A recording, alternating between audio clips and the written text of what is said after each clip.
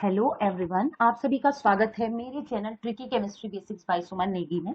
तो आज हम पढ़ने जा रहे हैं उत्तराखंड एलटी एग्जाम के पेपर फर्स्ट का सीडीपी यूनिट 3 का लेवल ऑफ टीचिंग, शिक्षण के स्तर। इससे पहले मैंने फेज ऑफ टीचिंग, शिक्षण की अवस्थाएं, उनके बारे में बताया था। तो स्टार्ट करते हैं वीडियो को, और आपसे रिक्वेस्ट है कि प्लीज लाइक करें, सब्सक्राइब तो आपने किया ही होगा, इसके अलावा शेयर भी कर दीजिएगा और कमेंट करके भी बताइएगा वीडियो कैसी लगी। इसके बाद क्वेश्चन आएंगे जो लेवल ऑफ टीचिंग और फेज ऑफ टीचिंग पर बेस्ड होंगे, एमसीक्यूज। ठीक है, तो स्टार्ट करते हैं।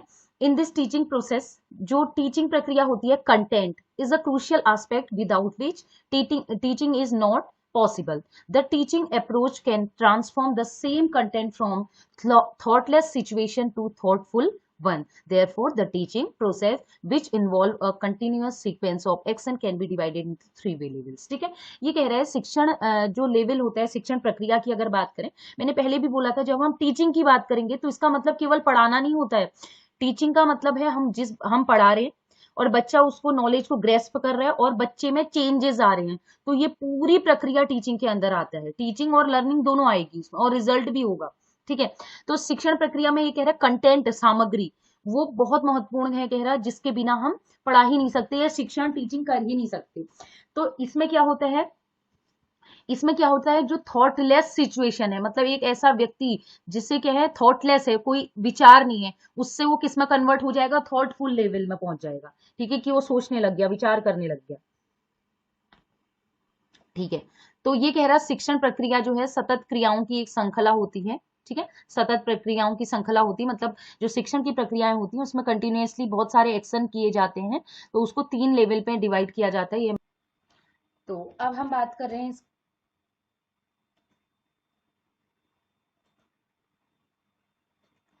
तो नेक्स्ट अब हम बात करते हैं जो शिक्षण प्रक्रिया है। ठीक है, लेवल ऑफ टीचिंग, तो कौन कौन से लेवल होते हैं, तो ये कंटिन्यूअस एक सीरीज होती है जिसे हम 3 लेवल्स में डिवाइड करते हैं। सबसे पहला लेवल होता है बेसिक लेवल, होता है मेमोरी लेवल, स्मृति स्तर। दूसरा होता है अंडरस्टैंडिंग लेवल, जिसे कहते हैं बोध स्तर। और तीसरा होता है चिंतन स्तर, जिसे कहते हैं रिफ्लेक्शन लेवल। तो इनको एक एक करके पढ़ेंगे।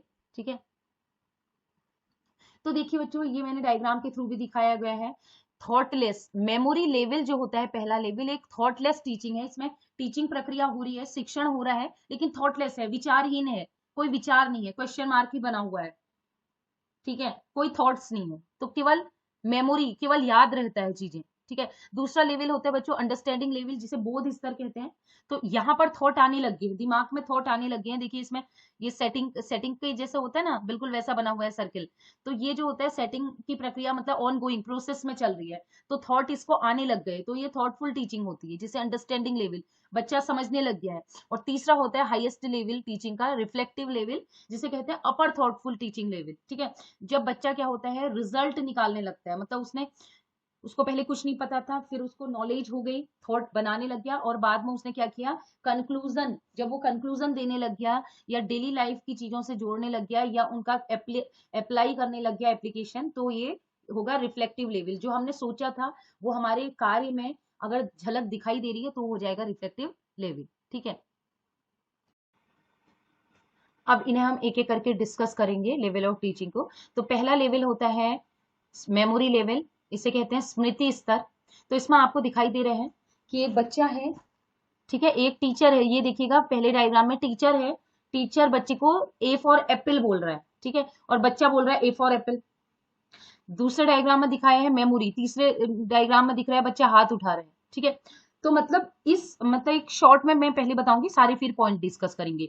तो मेमोरी लेवल की अगर हम बात करें, तो मेमोरी लेवल में या स्मृति स्तर पर बच्चे को जो टीचर रटा रहा है या जो चीज बोल रहा है, वो उसके लिए क्या हो गया, कटु सत्य बोलते हैं ना, बिल्कुल यूनिवर्सल ट्रूथ हो गया, सार्वभौमिक सत्य हो गया, जो उसने रट लिया। मतलब इस स्तर पर, स्मृति स्तर का मतलब दिमाग में कोई चीज मेमोरी में छप जा रही है। वो बच्चा जब रटता है किसी चीज को, ठीक है, जब कोई स्टूडेंट किसी चीज को रटता है तो वो उसका मेमोरी लेवल कहलाता है। मतलब उसमें उसने कुछ सोचना नहीं है कि ऐसा क्यों हुआ, कैसे हुआ, कब हुआ, ऐसा दिमाग नहीं लगाने, केवल उसने कहा है कि टीचर ने कहा है तो मैंने सुन लेना है बस, हाँ होता है ऐसा, है ना, बच्चे करते हैं, छोटे बच्चे जीत कि हाँ, अगर टीचर कह दे जाते हैं टू टू जा 6, तो बच्चा कहता है 2 2 6 क्योंकि रट लिया है उसने, ठीक है। तो उसको सोचता नहीं है, बोध नहीं है, केवल क्या है, रटना है। तो जो ए फॉर एप्पल है, इसके अलावा बच्चे क्या करते हैं, काउंटिंग काउंटिंग याद कर लेते हैं, टेबल याद कर लेते हैं। वो क्या है, उनकी समझ थोड़ी ना, वो रटना होता है, रिकॉल करना होता है। तो वो जो है एग्जाम्पल ये मेमोरी लेवल के हैं, ठीक है। कहानियां बच्चे याद कर लेते हैं, वो मेमोरी लेवल होता है, ठीक है। मैंने आपको पहले ही समझा दिया। अब इसकी पॉइंट्स भी डिस्कस कर लेते हैं, आपको समझ में आ गया मेमोरी लेवल में क्या होने वाला है। मेमोरी लेवल में छोटा सा बच्चा होगा, उसका काम होगा रटना, ठीक है। तो ये क्या होता है, थॉटलेस टीचिंग, इसमें बच्चे के विचार नहीं आते दिमाग में, उसको कोई पढ़ा रहा है, उसको उसने रट लिया या कि वो रट लेता है। सेकेंड पॉइंट है, ये चाइल्डहुड या इन्फेंसी अवस्था में ही शो होती है मेमोरी लेवल।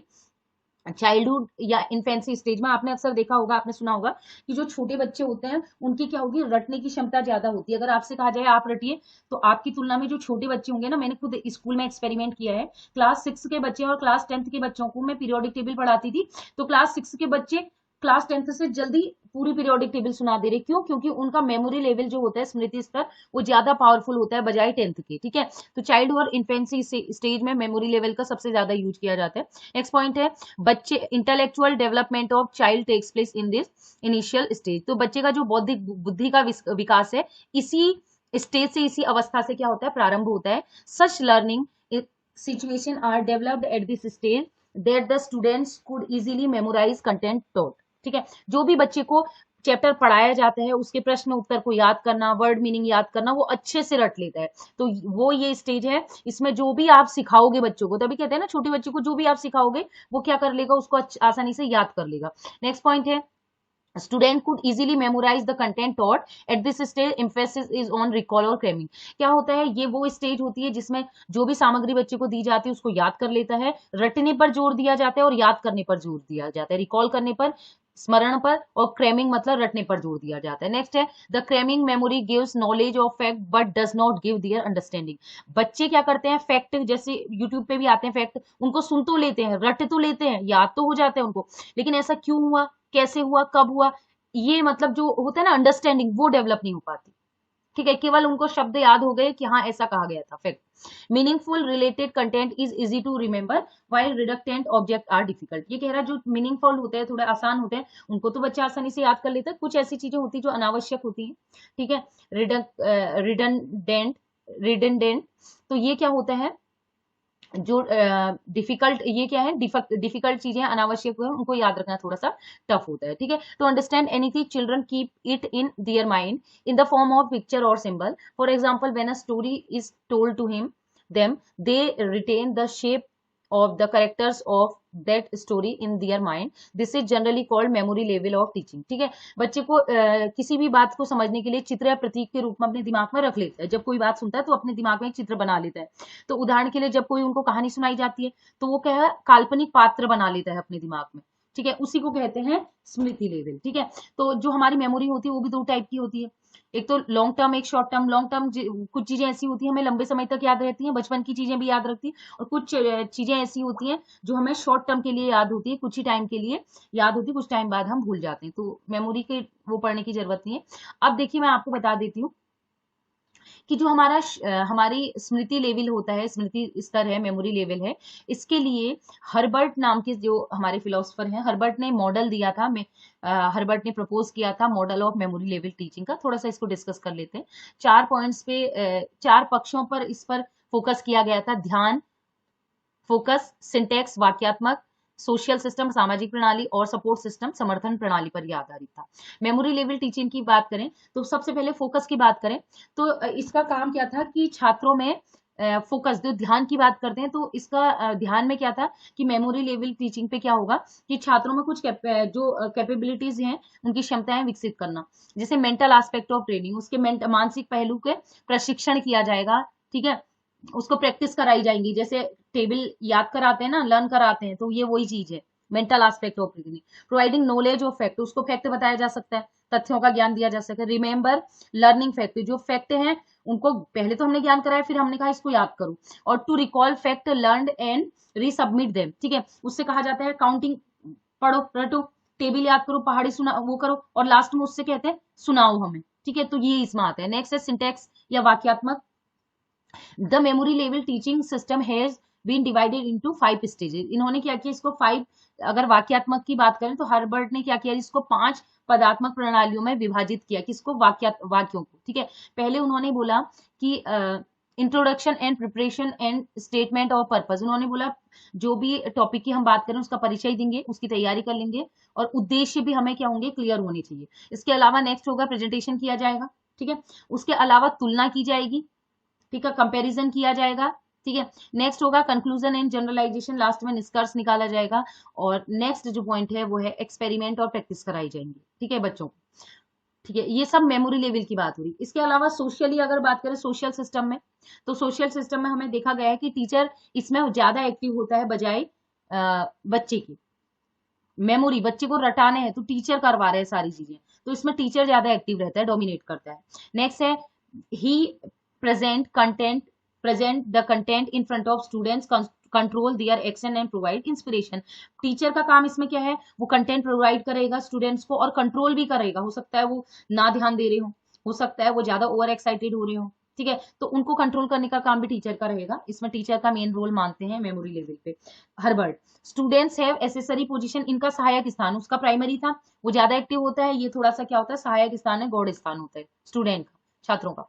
नेक्स्ट है students quietly follow the teacher by assuming him an ideal, ठीक है। मैंने बोला था ना, टीचर ने जो कह दिया उसको बच्चे मानते ही मानते हैं। अगर टीचर ने कुछ कह दिया तो उसको ध्यान से सुनते हैं और उसको आदर्श मान लेते हैं, वो फिर किसी की नहीं सुनते। नेक्स्ट है सपोर्ट सिस्टम, समर्थन प्रणाली की बात करें तो असेसमेंट इज बोथ रिटन और अनरिटन। जो इसमें असेसमेंट होता है मेमोरी लेवल पे, असेसमेंट रिटन और अनरिटन दोनों है। रिटन है बच्चों को हम कहते हैं टेबल लिख लो, या बच्चों से कहते हैं टेबल सुना लो, लिखित भी हो सकता है, ओरल भी हो सकता है। नेक्स्ट है emphasis is on cramming ability of test, cramming, ठीक है, रटने पर हम जोर देते हैं इसमें। तो ऐसे टेस्ट भी होते हैं जिसमें हम कहते हैं सुनाओ चलो, ठीक है। नेक्स्ट है recall and recognition is important in objective examination, ठीक है। जैसे आपको दिखा दिया रेड कलर, बच्चे को बॉल दिखा दी रेड कलर, तो उसने कहा हाँ ये रेड कलर है, ठीक है, तो उसको पहचान भी कराई जाती है इस लेवल पे। ऑब्जेक्टिव तो है ही, इसके अलावा रिकॉल तो स्मरण रटना तो रहता ही रहता है इसमें, ठीक है। सुनाओ, आपने ये याद किया था, सुनाइए, रिकॉल करिए, ठीक है। रिकॉग्निशन पहचान भी कराई जाती है। पहले दिन उसको ग्लास दिखाया, ठीक है, कौन से शेप में है, या पहले दिन उसको कोन दिखाया कौन से शेप में है, दूसरे दिन भी दिखाया, तो उसको क्या करेगा, वो पहचानेगा। तो ये अलग अलग टाइप के जैसे 4 पॉइंट्स हैं पैराडिज्म में, इसके भी यहाँ पर इन्होंने क्या है डिवाइड किया था, अपना एक मॉडल निकाला हुआ था, ये मैंने आपको थोड़ा सा डिस्कस कर दिया, ठीक है। नेक्स्ट है क्या फायदे हैं मेमोरी लेवल ऑफ टीचिंग के, तो इसमें मैंने लिखा हुआ है, शॉर्ट शॉर्ट में देख लीजिएगा। देखिए बच्चों, फाउंडेशन फॉर अंडरस्टैंडिंग, इसमें क्या होता है, अगर बच्चे को समझ तक जाना है, समझ मतलब उसके समझने की शक्ति डेवलप करनी है, तो पहले बच्चे को क्या करना पड़ेगा, याद करना पड़ेगा। मैं इसको पूरा पढ़ नहीं रही हूँ, ठीक है। Providing foundation of understanding thing, recalling basic fact for deeper understanding later, ठीक है। अगर बच्चे को कोई चीज याद रहेगी तभी उसको बाद में वो समझ पाएगा, ठीक है। दूसरा पॉइंट है यूजफुल होता है एग्जाम के लिए। अब एग्जाम में क्या है, कोई चीज डिफिकल्ट आ गई तो आप क्या करते हैं, इंग्लिश का पेपर है, हिंदी का है, साइंस का है, तो आप रट लेते हैं, तो एग्जाम के लिए यूजफुल हो जाएगा।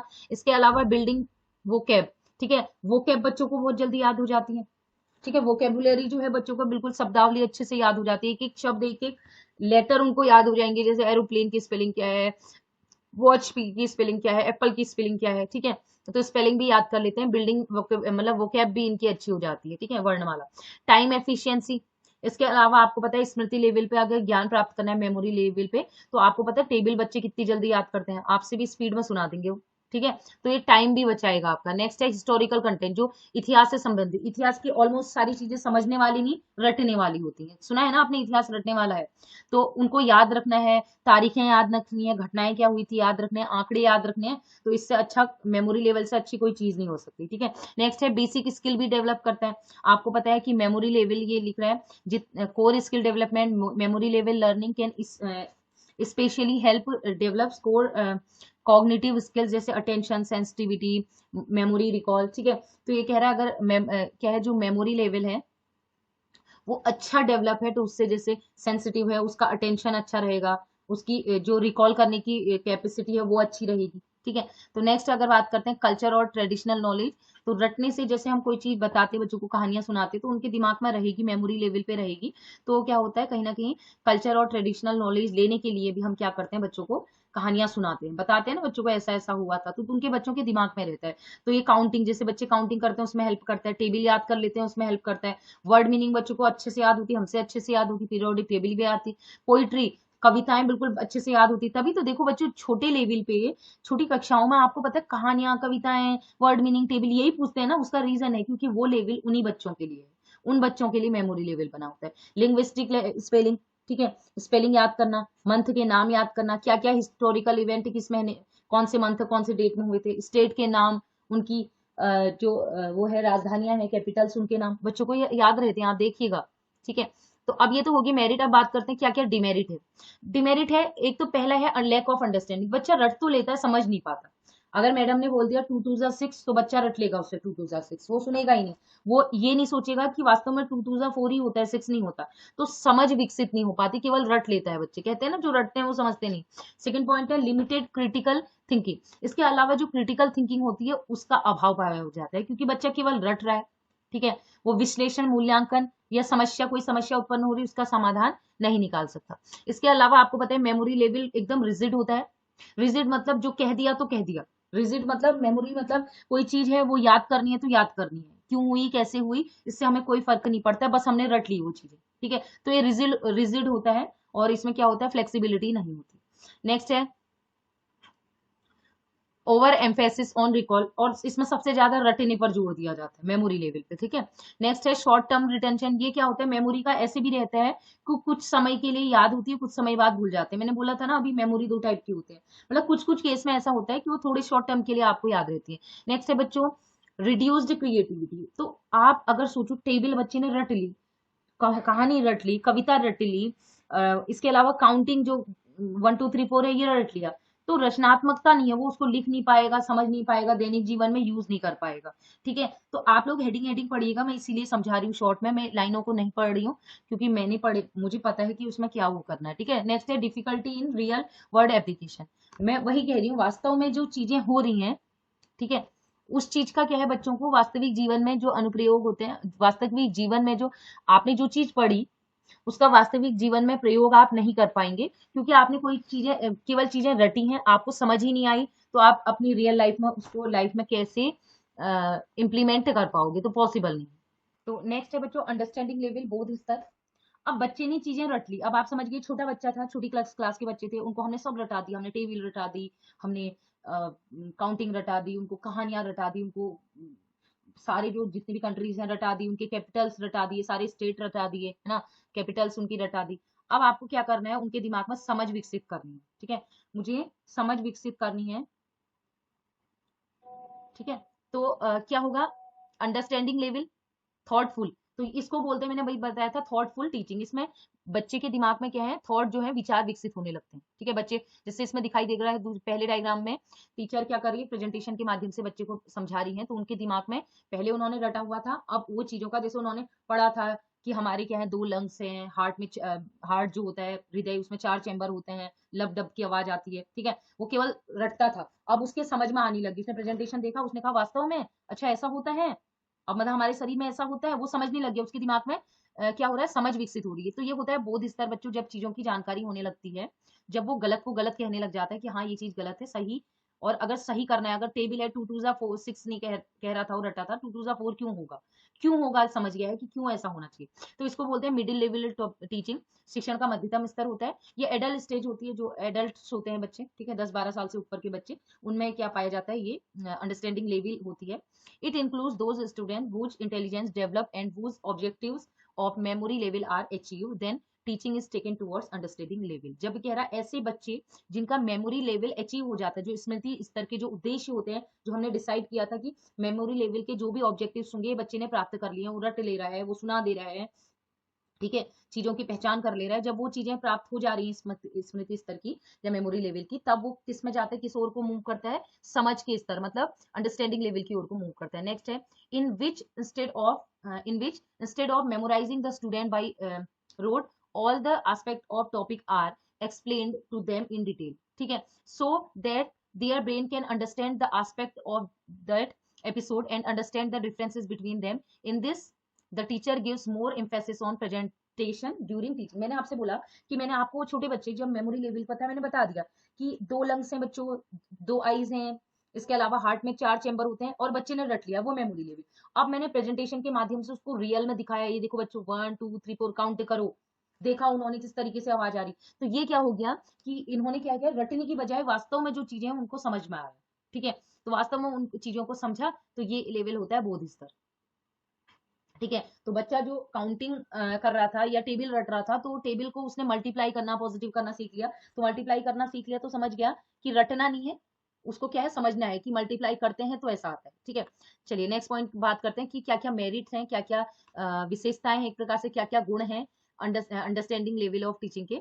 तो पहला है बच्चों कॉन्सेप्चुअल अंडरस्टैंडिंग, एक वैचारिक समझ उस बच्चे में डेवलप हो जाती है। तो बच्चा क्या होता है, रटने की बजाय अवधारणाओं को समझता है कि क्यों ऐसा हो रहा है, क्यों, क्या, कैसे, ये समझने लग गया। नेक्स्ट है क्रिटिकल थिंकिंग, वहां डेवलप नहीं हुई थी, यहाँ समस्या का समाधान भी बच्चा करने की क्षमता को बढ़ावा दे रहा है। अभी कर नहीं रहा है समस्या समाधान, बस क्या होता है, थोड़ा सा हेल्प करा। जब जब उसको समझ होगी तब वो क्या होगा, तब जब उसको समझ होगी तभी वो जटिल समस्याओं का क्या कर सकता है, समाधान कर सकता है। लेकिन इस लेवल पे जटिल समस्याओं का समाधान बच्चा एकदम से नहीं कर पाएगा, वो होगा लास्ट लेवल। ठीक है, यहाँ पर बस वो तर्क करना जानता है, वो टीचर से कहेगा कि ऐसा क्यों हुआ, ये ऐसा कैसे हुआ।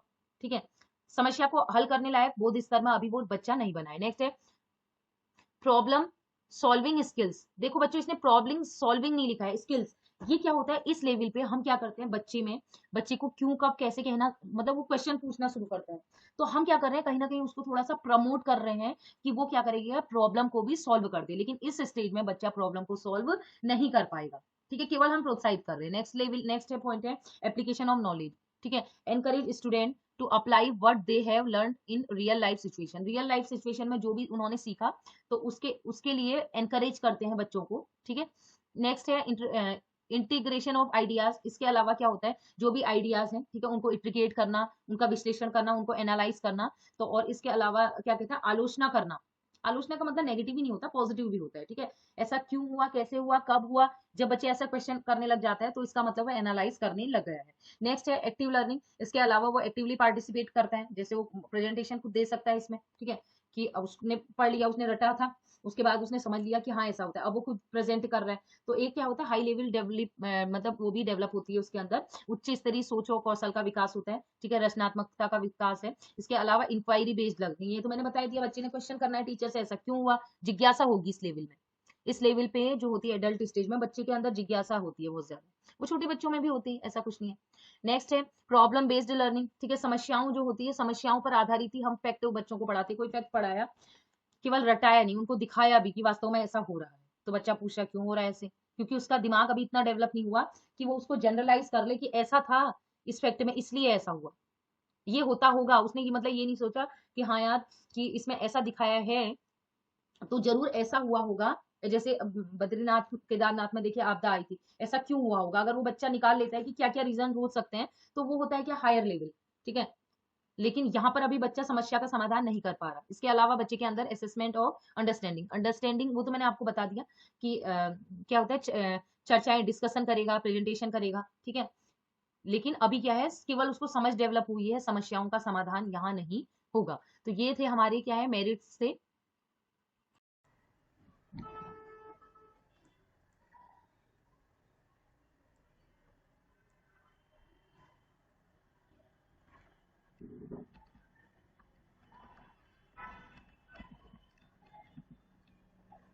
तो नेक्स्ट है demerits of understanding level of teaching. तो बोध स्तर के शिक्षण में क्या कमियां होती हैं। तो पहला है टीचर सेंटर्ड लर्निंग है। ठीक है, तो यहाँ पर भी क्या होता है, टीचर कुछ बच्चों को पढ़ा रहा होता है। ठीक है, उसके टीचर के, जो भी टीचर पढ़ा रहा होता है उसके अकॉर्डिंग ही बच्चे को क्या करना होता है, उसको सीखना है, समझना है। टीचर अगर कोई प्रेजेंटेशन कर रहा है तो बच्चा उसको समझ रहा होता है। ठीक है, तो इसमें लिखा हुआ है कि समझ के स्तर पर शिक्षण, जो शिक्षण अधिक से अधिक क्या होता है, टीचर्स पर सेंटर्ड होता है बच्चे की बजाय। ठीक है, इसमें बच्चे की प्रक्रिया, मतलब बच्चे की एक्टिवनेस कम रहती है, बहुत ज्यादा बच्चे की एक्टिवनेस नहीं रहती। तो ज्यादा शिक्षक, मतलब इसी पर ध्यान दिया जाता है कि टीचर कैसे ज्ञान प्रदान कर रहा है, टू टीचर सेंटर। दूसरा है आंतरिक प्रेरणा पर कम प्रभाव पड़ता है, जो अंदर से मोटिवेशन मिलती है बच्चे को कि कोई भी उसको संबोधित करना है या खुद रिप्रेजेंट करना है किसी चीज का, इसका अभाव होता है, क्योंकि टीचर ही लेक्चर दे रहा होता है इसमें। तो बच्चे का इसमें क्या रहेगा, रोल थोड़ा सा कम रहेगा, कि उसको आंतरिक प्रेरणा इस चीज की नहीं मिल रही कि वो खुद उस चीज को प्रेजेंट करे। नेक्स्ट है लैक ऑफ पर्सनलाइज्ड लर्निंग, वैयक्तिक शिक्षण का अभाव। इसमें मैंने बोला कि निर्देश जो है वो टीचर्स पर आधारित हैं, तो छात्र की जो व्यक्तिगत जो भी परेशानियां हैं, ठीक है। जो भी वैयक्तिक मतलब वैयक्तिक शिक्षण का मतलब हुआ कि जैसे टीचर है सभी को पढ़ा रहे हैं, ठीक है। अब हर छात्र की जो सीखने की शैली होती है अलग अलग होती है, लेकिन वो टीचर क्या कर रहा है, एक ही प्रकार से पढ़ा रहे हैं। तो एक क्या हो जाएगा, ये पॉइंट हमारा हो जाएगा लैक ऑफ पर्सनलाइज्ड लर्निंग, ठीक है। तो इसके बाद नेक्स्ट पॉइंट है चैलेंजेस फॉर स्लो लर्नर्स। देखिए क्लास में बहुत सारे बच्चे होते हैं, सारे एक से नहीं होते। मान लीजिए कोई एक टीचर है पावर पॉइंट की मदद से आपको हार्ट के बारे में बता रहे हैं। अब क्लास में अगर 50 बच्चे भी हैं, उनका क्या क्लास में 50 बच्चे एक से होंगे, नहीं होंगे ना। तो सबको वही समझना है जो टीचर ने समझाया है। लेकिन मे भी हो सकता है कोई बच्चे धीरे सीख रहे हो, कोई बच्चे तेज सीख रहे हो, लेकिन टीचर समझा रहे हैं तो बच्चे को समझना है कि नहीं। तो यहाँ पर भी कहीं ना कहीं कमी है कि स्लो लर्नर के लिए बड़ा चैलेंज होता है। तो ये कुछ डिमेरिट्स थी जो अंडरस्टैंडिंग लेवल की रहती हैं टीचिंग में, ठीक है। अब नेक्स्ट देखते हैं मॉरिसन्स मॉडल। नेक्स्ट हम पढ़ेंगे Morrison's model of memory level of teaching, ठीक है। शिक्षण के जो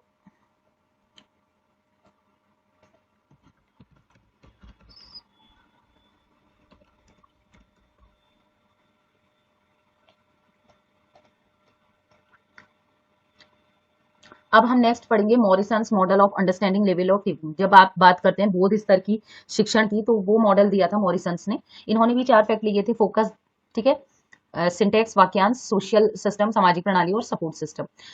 तो अगर हम बात करें फोकस में, तो यहाँ पर क्या होता है बच्चा, कॉन्सेप्ट मास्टरी ऑफ कॉन्सेप्ट, मतलब वो अवधारणाएं बना लेते हैं, हाइपोथेसिस कहते हैं ना, वो बनाता है।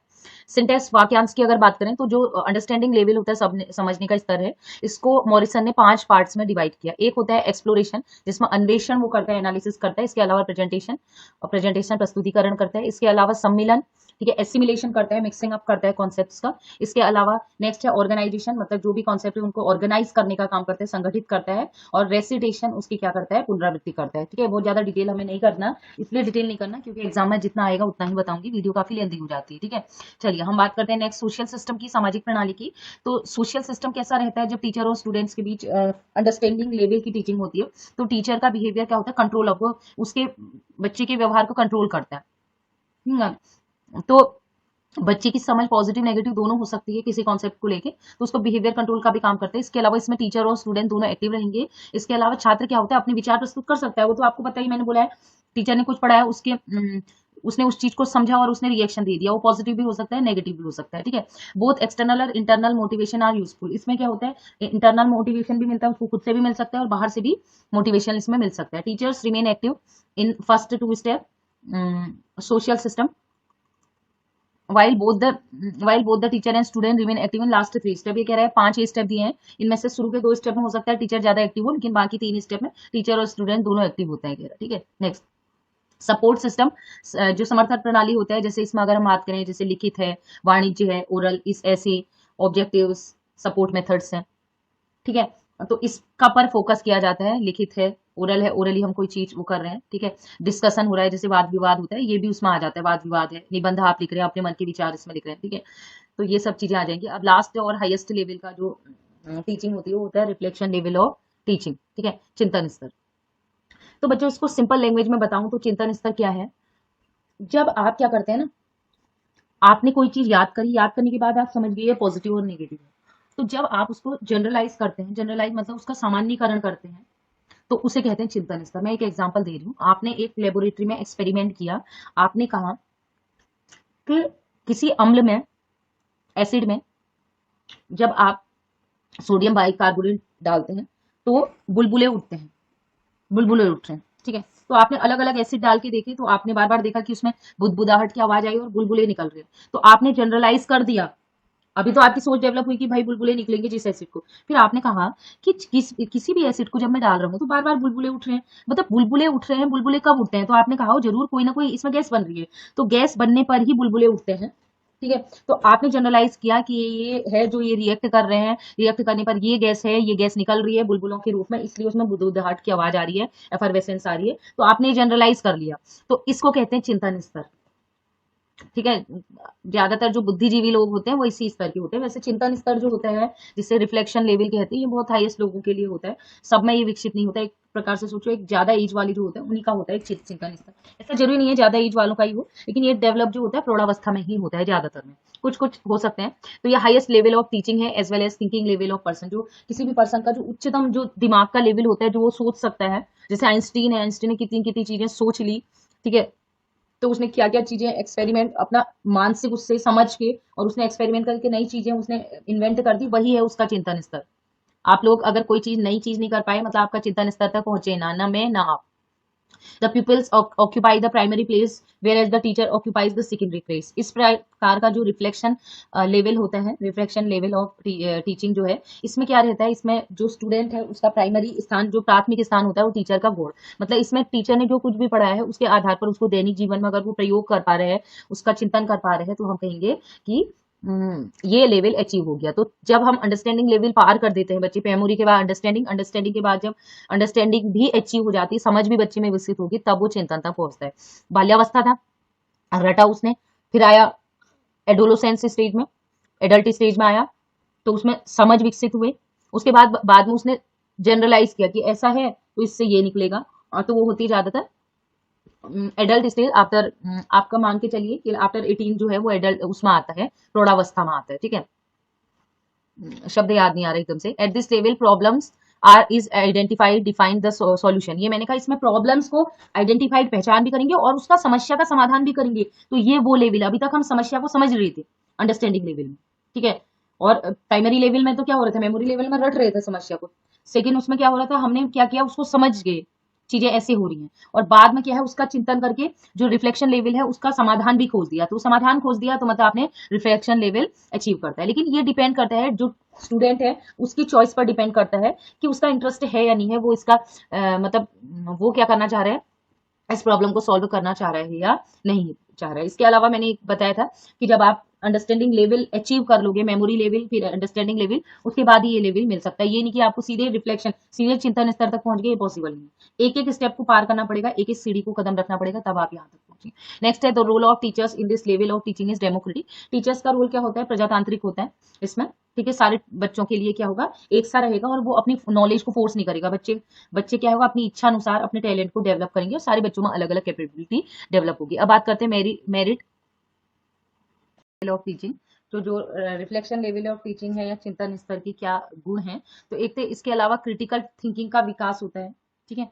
क्रिटिकल थिंकिंग का विकास होता है, मतलब उसका एक उच्च लेवल की जो चिंतन क्षमता है उसका विकास होता है। इसके अलावा अवेयर होता है, वो जागरूक होता है चीजों के लिए, और उसको पता है गंदगी कहीं पर हो रही है तो उससे नुकसान हो सकता है, उससे बीमारियां हो सकती है। उसने क्या किया, उसको जनरलाइज किया, ठीक है, रटा नहीं है, केवल समझा है कि ये नुकसानदेह होता है। उसके बाद उसने कहा कि भाई इससे ये बीमारी हो रही, ये हो रही, ऐसा करके ये हो रहा है, इससे जर्म्स निकल रहे हैं, ये चिंतन स्तर है। नेक्स्ट है डीपर अंडरस्टैंडिंग ऑफ कंटेंट। जो भी कंटेंट वो पढ़ रहे हैं उसको एक अंदर तक, चिंतन लेवल का मतलब है ना, चिंतन का मतलब है जैसे न्यूटन ने लॉ निकाले, तो वो लॉ कब आए, जब वो क्या कहाँ तक पहुंच गया, चिंतन स्तर तक नॉलेज हो गई। नेक्स्ट है इनहेंस प्रॉब्लम सॉल्विंग, वो तो मैंने बताया था, प्रॉब्लम सॉल्व करने लग जाएगा, इस लेवल पे कोई पहुंच जाएगा। इसके अलावा फॉस्टर क्रिएटिव थिंकिंग है, मैंने आपको बताया क्रिएटिव थिंकिंग हो जाती है, एक रचनात्मकता का विकास हो जाता है, नई चीजों को इन्वेंट करने का प्रयास वो करता है, मतलब कर भी लेता है। Promotion of life long learning, ठीक है। और जीवन पर्यंत क्या होता है, जो चीजें सीख रहे हैं उनमें प्रमोशन होता है। अपनी जो लाइफ को इजी करने के लिए जो रिफ्लेक्शन लेवल तक पहुंच जाते हैं ना, चिंतन स्तर तक, तो वो अपनी लाइफ को आसान बना लेता है, कहते हैं, क्योंकि उस लेवल तक मुझे नहीं लगता है कि हर कोई पहुंच पाता है। हम नेक्स्ट है demerits of reflection level teaching. तो एक तो ये टाइम कंज्यूमिंग है।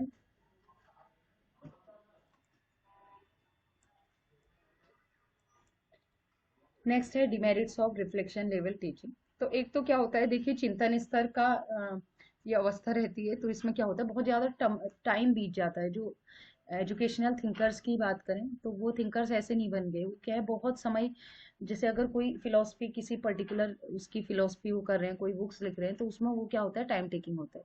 इसके अलावा सब्जेक्टिविटी इसमें होती है, ठीक है। एक पर्टिकुलर किसी एक सब्जेक्ट का बहुत प्रभाव होता है। जैसे जैसे एक एजुकेशनल थिंकर है, वो जरूरी नहीं है कि साइंस लेवल पर वो कुछ करे, वो एक पर्टिकुलर जो थिंग्स है, एक पर्टिकुलर सब्जेक्ट है, उसी पर फोकस्ड रहता है, और चीजों का उसको ज्यादा इफेक्ट नहीं पड़ता। ऑब्जेक्टिविटी का अभाव होता है। तीसरा होता है इमोशनल लेबर। देखिए भावनात्मक श्रम मतलब कभी कभी क्या होता है, शिक्षण के टाइम पे चाहे बच्चे हो या टीचर हो, उस समय क्या होता है कुछ आत्मसंदेह, हताशाएं, इस टाइप की भावना पैदा हो जाती है, जिससे कहीं ना कहीं क्या होता है, सीखने पर या चिंतन लेवल पर प्रभाव पड़ता है। आप कहानी लिखते लिखते कोई आपको मानसिक पीड़ा हुई, शारीरिक पीड़ा हुई, या कोई हताशा पैदा हो गई, तो ये भी चिंतन स्तर पर जो शिक्षण होता है चिंतन स्तर का, ठीक है, जिसे रिफ्लेक्शन लेवल ऑफ टीचिंग कहते हैं, इसमें ये क्या करता है, इफेक्ट करता है। नेक्स्ट है लैक ऑफ सपोर्ट।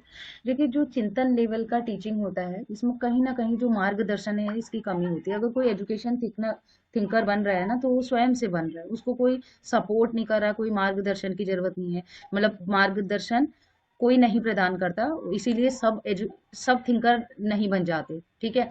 जैसे ये लिखे रहे, शिक्षकों के प्रभावी चिंतनशील प्रथाओं को सुविधाजनक बनाने के लिए मार्गदर्शन की कमी हो जाती है। चिंतन लेवल पे मैं कल भी कह रही थी, कोई नहीं पहुंच पाया है, बहुत कम लोग पहुंचते हैं, इसीलिए क्योंकि मार्गदर्शन की कमी होती है। नेक्स्ट है इम्प्लीमेंटेशन गैप।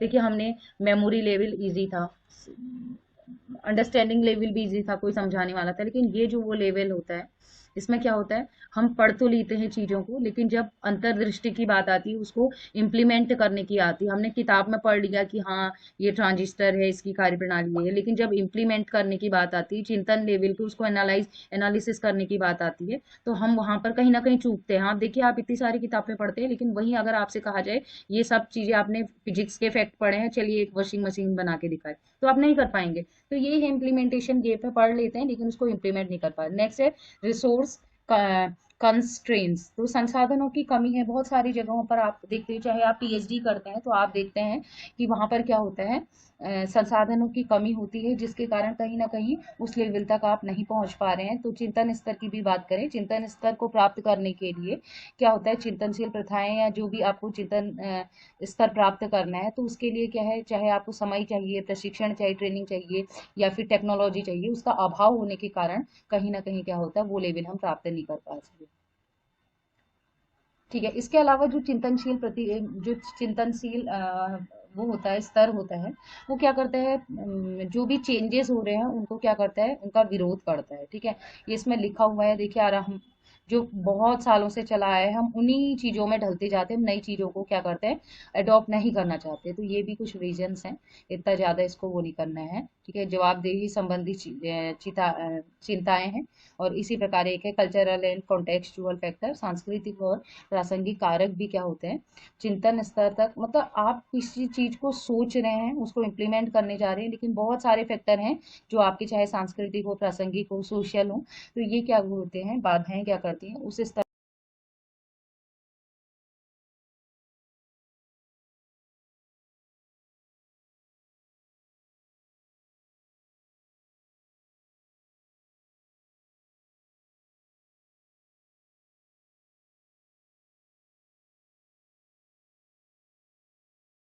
इसी में हंट ने, मतलब कहीं ना कहीं प्रतिपादक की हंट माने जाते हैं। मेमोरी लेवल के थे हर्बर्ट, अंडरस्टैंडिंग लेवल के थे मॉरिसन, और रिफ्लेक्शन लेवल के हैं हंट, प्रतिपादक, ठीक है। Hunts model of reflective level of teaching, ठीक है। जो रिफ्लेक्टिव लेवल ऑफ टीचिंग है, इसके जो मॉडल था वो दिया था हंट द्वारा। इसने भी पैराडिज्म साइड जो है चार दिए थे, फोकस, सिंटेक्स, ठीक है, ये मैंने बहुत बार बता दिया, सोशल सिस्टम और सपोर्ट सिस्टम। तो अगर फोकस की बात करें, किस पर फोकस इनका था, छात्रों की मौलिक और स्वतंत्र सोचने की शक्ति को इन्होंने विकसित किया था। To develop consideration and reasoning power of solve a problem. यहाँ पर क्या हो रहा था, उनकी रीजनिंग पावर है, ठीक है, तर्क शक्ति है, और वो प्रॉब्लम सॉल्व करने की उसको डेवलप किया था। इसके अलावा the capability to solve problem depend on its nature, it can be individual and social. ये कह रहा है कि जो प्रॉब्लम सॉल्व करने की जो टेक्निक्स हैं, वो क्या होता है, वो डिपेंड करता है, कह रहा हो सकता है वो इंडिविजुअल हो, किसी व्यक्ति में स्पेशली हो, या हो सकता है वो सोशली। उसमें चार स्टेप होते हैं, कह रहा एक होता है क्रिएशन ऑफ डिफिकल्ट सिचुएशन, कठिन स्थिति का उसने सृजन कर दिया, अब उसमें समस्या ढूंढ रहा है। इसके अलावा क्रिएशन ऑफ इमेजिनेशन, वो दिमाग में कल्पना कर रहा है, उसका रचना कर ले रहा है। इसके अलावा यूज सेंस, अपना दिमाग को लगा रहा है, मेडिएट कर रहा है, ठीक है, ध्यान लगा रहा है। एंड कंटी कंटेम्पलेट फॉर इमेजिनेशन, और उसमें क्या कर रहा है, विचार कर रहा है। नेक्स्ट फोर्थ स्टेप है test of imagination and problem solving, वही है, कल्पना का क्या कर रहा है, परीक्षण कर रहा है। टेस्ट ऑफ इमेजिनेशन, जो इमेज उसके दिमाग में बन रहे हैं उनका परीक्षण कर रहा है, और फिर उसका क्या कर रहा है, प्रॉब्लम सॉल्विंग मेथड्स, ठीक है। प्रॉब्लम को सॉल्व कर रहा है। तो सोशल सिस्टम की बात करें तो सोशली कैसा रहता है जब हम बात करते हैं रिफ्लेक्शन लेवल की, तो कक्षा का वातावरण एकदम क्या होता है, कंप्लीटली ओपन और फ्री होता है। चिंतन स्तर तक जो होता है ना, बुद्धिजीवी लोग चिंतन स्तर तक पहुंचने के लिए एकदम टेंशन फ्री माहौल होना जरूरी है, बिल्कुल ओपन रहना चाहिए, ये नहीं कि बच्चा डर के रह रहा है, ठीक है। इसमें क्या होता है, स्टूडेंट जो होता है बहुत ज्यादा एक्टिव होता है और खुद से मोटिवेट होता है, कहते हैं ना, उस लेवल तक आप नॉलेज तक गेन नहीं कर पाओगे जब तक सेल्फ मोटिवेट नहीं होगे। नेक्स्ट है, it is based basis of student specialisation. ये जो है, ये छात्रों के सामाजिकरण का एक आधार होता है, बेसिस है उनके सोशलाइज होने का, ठीक है। चिंतन स्तर तक पहुंचना है ना, बाबा नहीं बनना है, बाबाओं का स्तर हो जा रहा है, ठीक है। इस लेवल तक मैंने पहले ही कहा था बहुत डिफिकल्ट होता है पहुंचना चिंतन स्तर तक। इट इज एटमॉस्फेयर और cooperation, social sensitivity and sympathy, ठीक है। इसमें क्या होता है, संवेग है, संवेदनशीलता है, सहानुभूति, इसका माहौल होता है। लास्ट में सपोर्ट सिस्टम। इसमें क्या होता है, ये ज्यादा क्या करता है, राइटिंग को सपोर्ट करता है, लिखने वाली चीजों को ज्यादा सपोर्ट करता है। इसमें आ जाता है जैसे एप्टीट्यूड है, प्रॉब्लम सॉल्विंग है, क्रिएटिंग कर रहे हैं, ठीक है, थिंकिंग आपकी क्रिएटिंग लेवल की होती है, ठीक है। तो परीक्षण आप कर रहे हैं, तो ये सब किस में आ जाएगा, किस में आ जाएगा, रिफ्लेक्शन लेवल ऑफ टीचिंग, जो कि हंटर ने दिया था। अब एक डिफरेंस कर लेते हैं बच्चों, इन तीनों में क्या डिफरेंस है। तीनों में देखिए, मेरिट डिमेरिट इसलिए नहीं बताया, एक बार मैंने बता दिया, लगभग एक ही है मेरिट डिमेरिट। आपको पता है फायदा क्या है, नुकसान क्या है, ठीक है। तो अब हम बात करते हैं तीनों में अंतर, इससे ज्यादा क्लियर हो जाएगा, ठीक है। मेमोरी लेवल, सबसे पहले प्रारंभ की बात करें, इसको हर्बर्ट ने शुरू किया था मेमोरी लेवल को। अंडरस्टैंडिंग लेवल, समझने का जो स्तर है, मॉरिसन ने दिया था, और रिफ्लेक्टिव लेवल को हंटर ने दिया था। नेचर की अगर बात करें तो मेमोरी लेवल में थॉटलेस होता है, इसमें कोई विचार ही नहीं आते, विचार विहीन। थॉटफुल, इसमें विचार युक्त होता है, अंडरस्टैंडिंग लेवल विचार विचार आते हैं। इसके अलावा रिफ्लेक्टिव लेवल में बहुत सारे थॉट्स आते हैं और उसको वो जनरलाइज सामान्यकरण भी करते हैं। उद्देश्य क्या है, केवल ज्ञान प्रदान करना, एपिस्टेमिक। और दूसरा, अंडरस्टैंडिंग लेवल पर अंडरस्टैंड होना और एक्सपेरिमेंट करना, प्रयोगशील होना चाहिए, समझने वाला होना चाहिए। और रिफ्लेक्टिव लेवल वो होता है जिसमें वो एनालाइज करता है, सिंथेसिस करता है, ठीक है, एनालाइज करना, एनालिसिस करता है, सिंथेसिस करता है, इवेल्युएशन मूल्यांकन वाला चरण इसमें आता है, जनरलाइजेशन सामान्यकरण कर रहा है। कंटेंट की बात करें तो ये फैक्ट पर आधारित है, तथ्यात्मक है, बच्चे ने रट लिया। इंटरप्रिटेटिव है, इसमें व्याख्या की जाती है, ऐसा क्यों हो रहा है, कैसे हो रहा है, ठीक है, कब हो रहा है, व्याख्या की जाती है। नेक्स्ट है रिफ्लेक्टिव लेवल, रिफ्लेक्टिव होता है प्रतिबिंबी, उसको जनरलाइज करेगा, एनालाइज करेगा, सिंथेसिस करेगा, एनालाइज करेगा, इवेल्यूशन सही है, गलत है तो क्यों गलत है, और ऐसा होना चाहिए, है ना।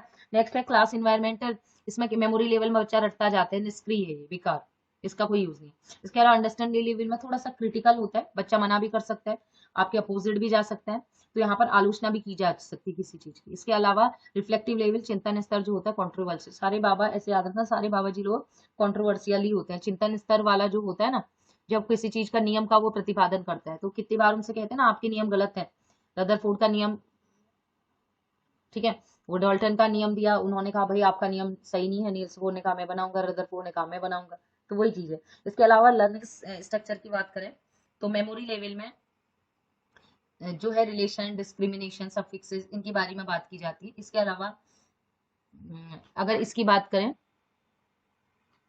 अंडरस्टैंडिंग लेवल में, तो अंडरस्टैंडिंग लेवल में क्या होता है, बच्चे को क्या होता है, केवल क्या होता है, उसको समझ हो जाती है कि ये सही है गलत है, ठीक है। इसके अलावा मेन जो होता है, इसमें मैंने गलती से लिख दिया प्रॉब्लम सॉल्विंग, इसमें आप लिख सकते थे, ठीक है, इनहेंस प्रॉब्लम सॉल्विंग, मतलब कहीं ना कहीं प्रॉब्लम सॉल्विंग की ओर ले जा रहा है, अभी प्रॉब्लम सॉल्व की नहीं है उसने, ठीक है। नेक्स्ट है, नेक्स्ट वाले में उसमें क्या हो जाता है, थर्ड लेवल जो होता है, थर्ड लेवल हमारा है रिफ्लेक्टिव लेवल। तो रिफ्लेक्टिव लेवल पे क्या होता है, चिंतन स्तर पे, वहां पर होता है, ये परिरक्षण हो गया, चिंतन स्तर, ठीक है। हिंदी तो आपको पता ही है बड़ी दिक्कत वाली होती है। चिंतन स्तर पर ये क्या हो जाता है, समस्या को सॉल्व करने लग जाता है। टैक्टिक्स की बात करें, इसमें लेक्चर, टीचर लेक्चर दे रहा है, इसमें क्वेश्चन आंसर डिस्कशन होंगे, ठीक है, क्वेश्चन डिस्कस होंगे, ठीक है, ये प्रश्न उत्तर मैंने पूछा, बच्चे ने जवाब दिया और यस नो हुआ। डिस्कशन है, इसमें वाद विवाद, ऐसा है तो ऐसा क्यों है, ठीक है। जो चिंतन स्तर के, इसमें क्या होगा, डिस्कशन होगा। मोटिव, उद्देश्य की बात करें, ऑब्जेक्टिव्स की बात करें, तो ऑब्जेक्टिव्स या मोटिव जो है इसमें, सॉरी, ऑब्जेक्टिव्स नहीं है, ये मोटिव है, प्रेरणा जो है, इसमें बाहरी प्रेरणा मिलती है बच्चों को, ठीक है, टीचर प्रोवाइड करा रहा है। इसके अलावा जो समझ वाला है, ठीक है, बोध लेवल है, अंडरस्टैंडिंग लेवल है, उसमें हो सकता है टीचर प्रोवाइड करा है या खुद से भी मोटिवेट। और जो चिंतन लेवल होता है ना बच्चों, अगर आइंस्टीन ने, अगर न्यूटन ने नियम दिए, ठीक है, लॉ ऑफ ग्रेविटेशन, तो उसका खुद का चिंतन स्तर था, किसी ने कहा उससे करो इसलिए उसने नहीं किया, खुद का मोटिवेशन था। नेक्स्ट है मस्तिष्क के संबंध। तो यहाँ पर क्या होता है, इसका रिलेशन जो होता है वो memory, no relation between memory level and brain. दिमाग और मेमोरी लेवल के बीच कोई संबंध नहीं, केवल बच्चा याद कर रहा है देयर। और अगर हम बात करें किसमें, बोध स्तर में, अंडरस्टैंडिंग लेवल में, there exist a perspective relation. स्मृति स्तर और मस्तिष्क के बीच एक पॉजिटिव दृष्टिकोण रहता है। और इसकी बात करें अगर चिंतन स्तर की, तो इसमें मौलिक और रचनात्मकताएं जो होती हैं, क्षमताएं हैं, इनका विकास किया जाता है। ठीक है,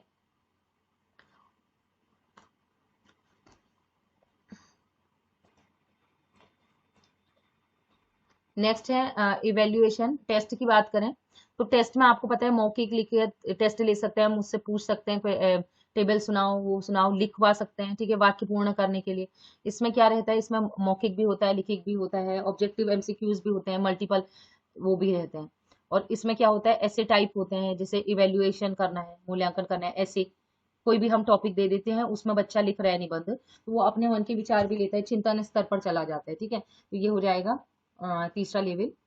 और अब लास्ट है इवेल्युएशन या मूल्यांकन। इसमें एक्सपीरियंस आर इरेज्ड। इसमें क्या होता है, एक्सपीरियंस बिल्कुल ही नहीं होते, बच्चा केवल रट रहा है। सेकंड वाले में अंडरस्टैंडिंग लेवल में student experience is based on use of other words. ठीक है, तो वो प्रयोगों पर आधारित होता है न। तीसरा जो होता है उसमें मूल्यांकन ही करता है, उसका काम ही मूल्यांकन करना है। ठीक है, इवेल्युएशन करना है।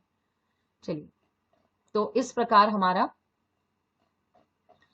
हमारे जो तीनों लेवल हैं टीचिंग के वो हो गए हैं। आई होप आपको अच्छे से समझ में आ गया होगा कि मेमोरी लेवल पे बच्चे को रटना होता है, अंडरस्टैंडिंग लेवल पे बच्चा केवल समझता है, टीचर से थोड़े बहुत आर्ग्यूमेंट भी करता है, यस नो बोलेगा। रिफ्लेक्शन लेवल वो लेवल होता है जहां तक हम पहुंच ही नहीं पाते हैं, बुद्धिजीवी लोग, आइंस्टीन है, ये है, यही पहुंच पाते हैं रिफ्लेक्शन लेवल तक। ठीक है, जब चीजों का, फैक्ट का वो सामान्यकरण कर लेते हैं, उसके आधार पर वो कई नई चीज का इन्वेंशन करते हैं। ठीक है, खोज करता। ठीक है, तो इस प्रकार हमारा ये टॉपिक कंप्लीट हो गया। इसके बाद इसके एमसीक्यूज करेंगे। एग्जाम डेट भी आ चुकी है, आप लोग अपनी ओर से तैयारी करते रहिए। और 2 महीने बहुत होते हैं तैयारी करने के लिए। तो ठीक है, आज के लिए इतना ही। Keep watching and bye bye.